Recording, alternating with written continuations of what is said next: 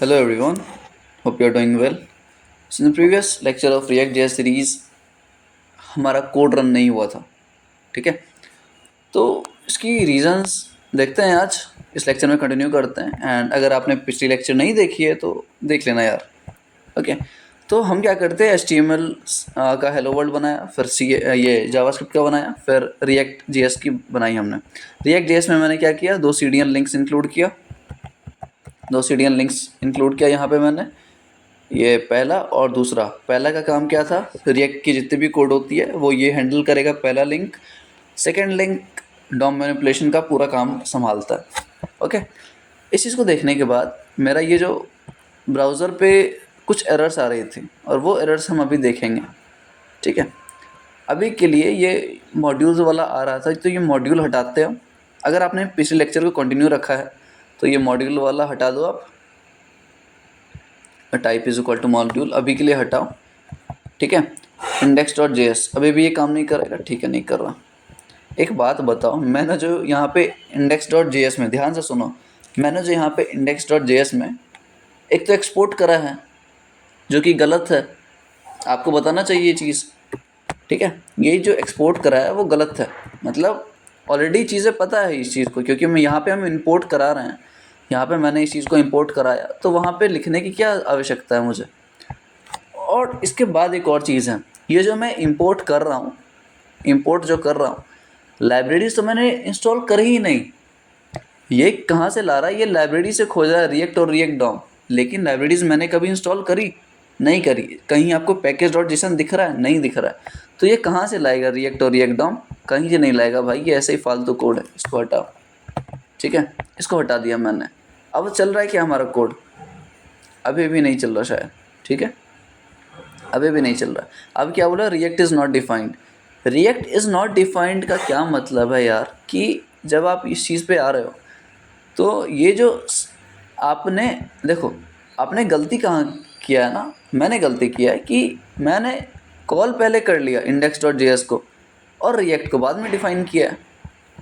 मैंने चीज़ें आपको बता दी पहले कि हाँ ऐसे ऐसे हो सकता है, लेकिन कैसे होगा वो मैंने बाद में बताया है कि रिएक्ट से कैसे आप उस चीज़ को करवा सकते हो।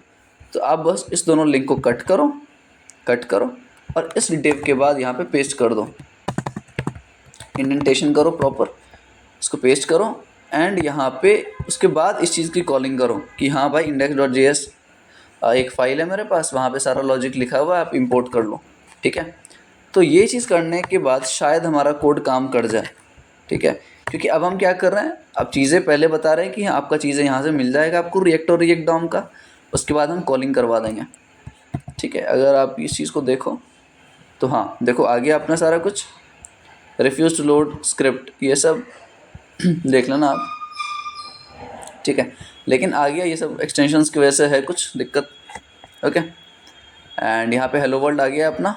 तो ये प्रोसेस है रिएक्ट.js में ये प्रोसेस है आपका हेलो वर्ल्ड का, ओके।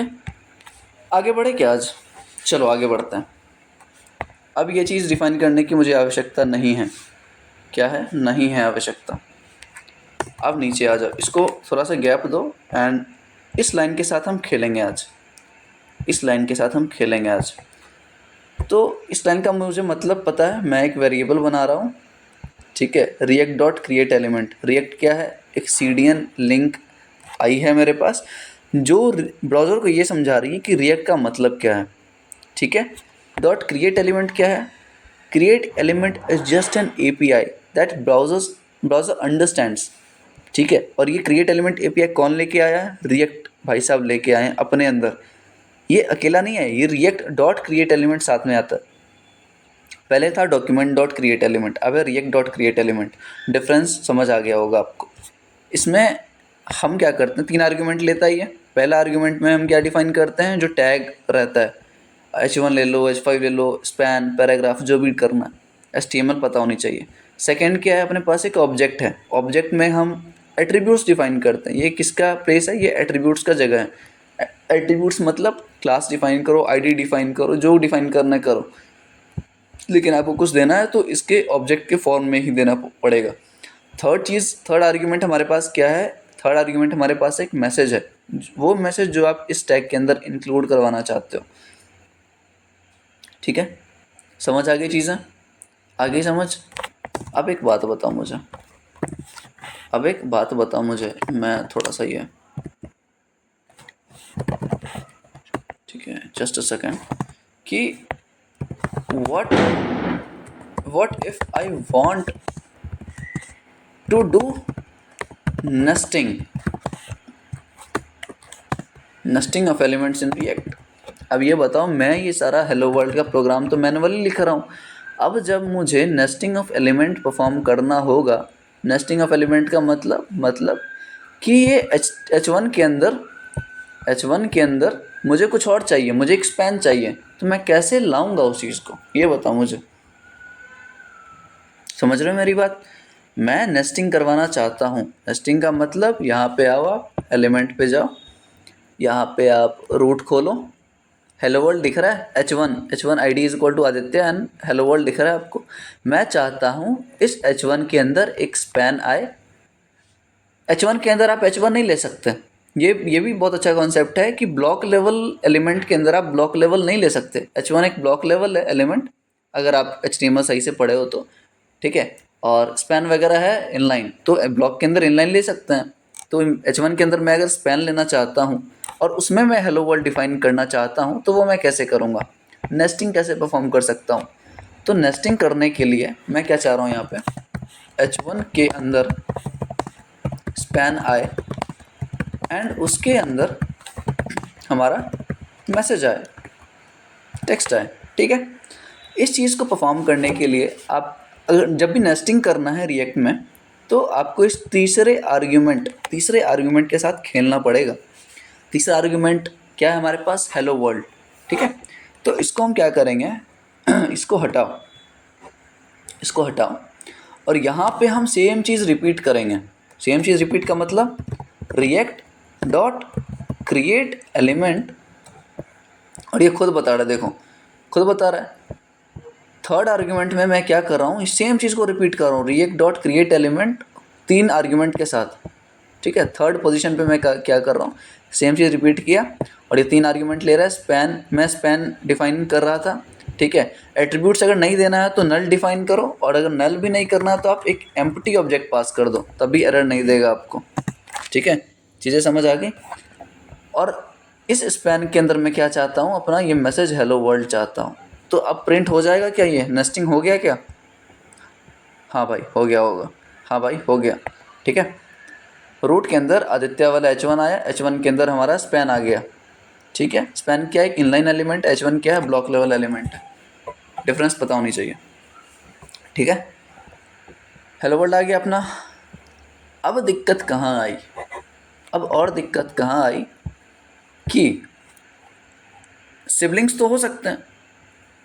एक बात बताओ, और मुझे चाहिए, मैं चाहता हूँ ये H1 है, ठीक है, ये ब्लॉक लेवल है, ये फिर इनलाइन है, इसके अंदर मैं कुछ और लेना चाहता हूँ, तो सेम प्रोसेस रहेगा। थर्ड, ये थर्ड आर्ग्यूमेंट को मैं हटाऊंगा, इसके जगह पे मैं वापस रिएक्ट डॉट क्रिएट एलिमेंट करूँगा। लेकिन चीज़ें कब चेंज हुई, जब व्हेन आई वांट सिबलिंग्स। यहाँ पे देखो पेरेंट चाइल्ड रिलेशनशिप होता है। यहाँ पे H1 क्या है, हमारे पास पेरेंट है, स्पैन क्या है, उसका एक चाइल्ड है, उसका एक बच्चा है, ठीक है। अब मैं चाहता हूँ स्पैन 2 आए, ठीक है। मैं क्या चाहता हूँ, H1 एक पेरेंट है और पेरेंट के 2 चाइल्ड होने चाहिए, 2 स्पैन होने चाहिए। पेरेंट H1 है, 2 स्पैन मैं कैसे ले सकता हूँ, यहाँ पे रिएक्ट डॉट क्रिएट एलिमेंट मैंने किया। इस चीज़ को आप कॉपी कर लो, इस चीज़ को आप कट करो, और यहाँ पे जब चाइल्ड बनाना हो, ध्यान से सुनो, जब चाइल्ड बनाना हो तो आपको एक एरे लेना पड़ेगा, जब चाइल्ड बनाना है उसी कंडीशन में। तो आप पेस्ट करो, ये पहला चाइल्ड हो गया, और फिर सेकंड चाइल्ड। पहला चाइल्ड में यहाँ लिख दो चाइल्ड 1, ठीक है, चाइल्ड 1, एंड सेकंड चाइल्ड में लिख दो चाइल्ड सेकंड, ठीक है, चाइल्ड सेकंड। डन, चीज़ें समझ आ गई। अब यहाँ पे आओ, दिख रहा है चाइल्ड 1 एंड चाइल्ड सेकंड। यहाँ पे रूट खोलो, H1 दिख रहा है आदित्य, स्पैन 2 चाइल्ड आ गए इसके। तो ये रहा हमारा बेसिक कॉन्सेप्ट, ठीक है। ये थोड़ा सा ओवरव्यू था, चलो नेक्स्ट लेक्चर में बात करते हैं। लेकिन इस लेक्चर को एंड करने से पहले हमें क्या करना है, हमने अभी तक गिटहब पे कुछ पुश नहीं किया, याद है क्या? अभी तक कुछ पुश ही नहीं किया हमने। तो अभी क्या करना पड़ेगा अपने को एक टर्मिनल ले लो, इसको क्लिक करो फर्स्ट वाले को। अब करना पड़ेगा गिट एड डॉट, जिसको हम स्टेजिंग बोलते थे। फिर करना है गिट कमिट -m में मैसेज डाल दो अपना, कंप्लीटिंग रिएक्ट बेसिक्स, ठीक है, कंप्लीटिंग रिएक्ट बेसिक्स, ठीक है। क्रिएट मोड ये सब कर दिया, तीनों फाइल ले लिया ये। आप गिट पुश ओरिजिन मास्टर, अरे भाई रुक जा यार, गिट पुश ओरिजिन मास्टर, ठीक है। ये मैं मास्टर डिफ़ॉल्ट ब्रांच यूज़ कर रहा हूँ, और ये ओरिजिन ऊपर मैंने ऑलरेडी डिफाइन कर दिया वो लिंक। मैं पुश कर रहा हूँ, कहाँ कर रहा हूँ? गिट पे पुश कर रहा हूँ। सारी चीज़ पता होनी चाहिए आपको, ठीक है। अगर आपको मास्टर पे नहीं करना है तो उस केस में हमें यूज़ करना पड़ेगा मेन ब्रांच। तो मेन ब्रांच के लिए हम एक कमांड यूज़ करते हैं, अभी के लिए लिख देता हूँ मैं, गिट, ठीक है, गिट पुश -m और मेन लिखना है आपको, ठीक है। ये जो कमांड है इससे क्या होगा, अपना बाय डिफ़ॉल्ट मेन ब्रांच पे स्विच हो जाएगा और वहाँ आप पुश कर सकते हो, ठीक है। लेकिन मैं अभी करूँगा मास्टर पे। आ जाओ, मास्टर पे क्लिक करना है और ये शायद पुश कर दे, अपने को एरर नहीं दे, ठीक है। एन्यूमरेटिंग ऑब्जेक्ट्स सारा हो गया अपना। अब मैं अगर गिटहब अपना खोलूँ, जस्ट होल्ड ऑन, हाँ, तो यहाँ मास्टर है रिसेंट पुशेस, यहाँ पे मेरे पास आ गया है सारा फाइल, लेकिन दिख नहीं रहा क्योंकि ये मास्टर ब्रांच पे है, ठीक है। मैं रिफ़्रेश करूँगा और यहाँ पे मुझे मास्टर ब्रांच शो हो जाएगा, होपफुली आ गया मास्टर ब्रांच खोलूँगा। और मैं चाहता हूँ आप जब इस पेज को विज़िट करो तो आपको सारी चीज़ें सामने दिखें। तो मैं उसके लिए क्या करूँगा, सेटिंग्स में जाऊँगा, सारी चीज़ें देखो, आप सारी चीज़ें देखो। मैं यहाँ से डिफ़ॉल्ट ब्रांच को चेंज करूँगा, रीनेम नहीं करना, sorry, I just wanted to change the branch. यहाँ से switch to another branch, master पे क्लिक करूँगा, अपडेट करूँगा, I understand, update the default branch, ठीक है। अब जब आप इस पेज को विज़िट करोगे तो यहाँ पे आपको आएगा, आप जाओ यहाँ पे रिएक्ट सीरीज़ वाले पे, अभी मास्टर ब्रांच बाय डिफ़ॉल्ट हो गया, यहाँ से आप देख सकते हो सारा कोड, ठीक है। चलो अपन नेक्स्ट लेक्चर में बात करते हैं।